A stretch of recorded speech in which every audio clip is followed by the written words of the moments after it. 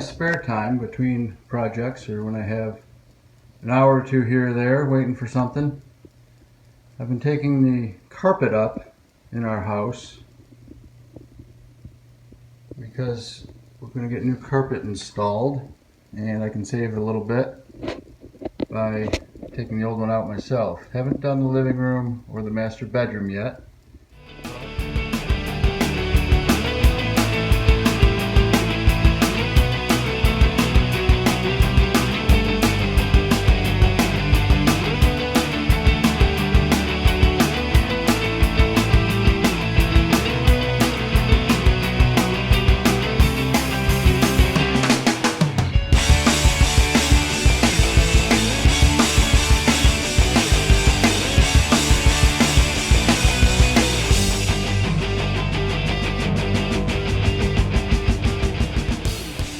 So although there are many tools I don't have, one that I did buy was a magnetic wrist cuff, because I'm climbing on ladders with a few screws and one will fall or whatever.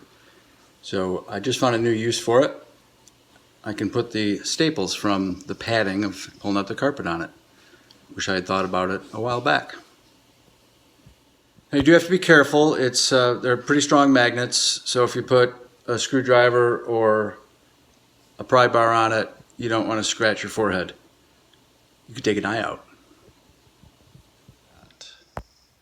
My siblings mentioned that I should see, I always try to look for any hidden stash of money that, maybe my grandfather had from selling hard cider, or my dad put away somewhere.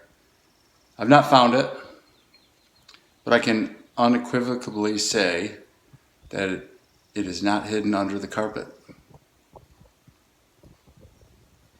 So Tom's here putting the carpet in. Say hi, Tom.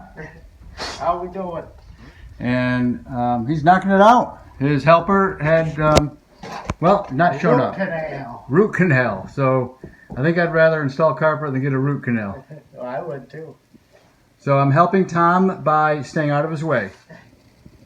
The carpet install is complete. We'll be moving the furniture back in, getting things rearranged. Came out very nice. So 2 of our major projects are done this year, the carpet and working on the farmhouse porch roof. Pretty exhausted from this week of work, so the next couple of weeks we'll try to tone it down and relax a bit. Let's take a look at the camp. I mentioned on an earlier video this was built in the late 70s, early 80s when my family came here to cut firewood on the weekends. We would just stay in the camp. My grandfather was still living. It was a nice place, had a couple different types of wood burning stoves. This is the current wood burning contraption. Last year Christina and I took out I don't want to say things of value, but mementos, what was left on the walls, etc. As you can see, it's in quite poor condition now. So I need to figure out how to dismantle it, a little bit of time, and get rid of everything.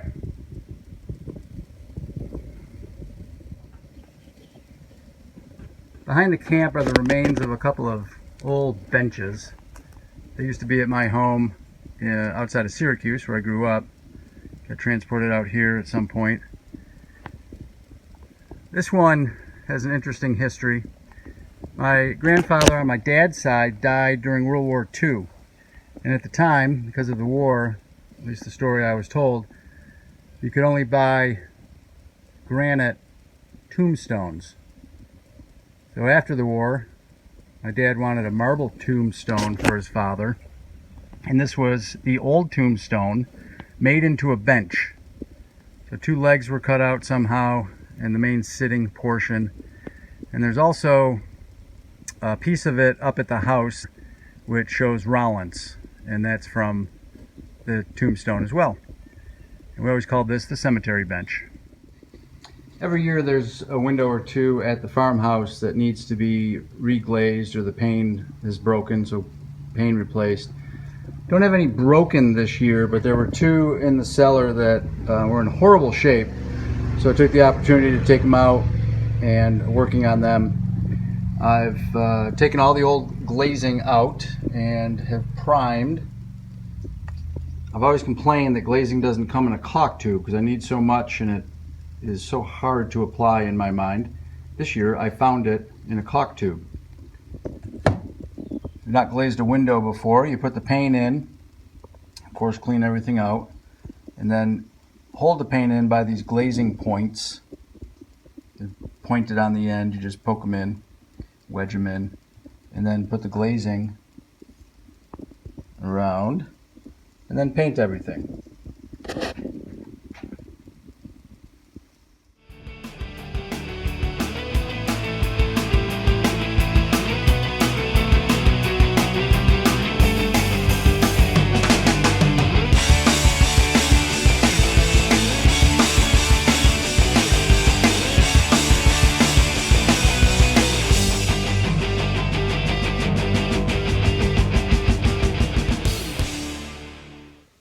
So that's the glazing process. It was certainly faster than using a tub of glazing. Not pretty because the wood is so uneven, but it's good.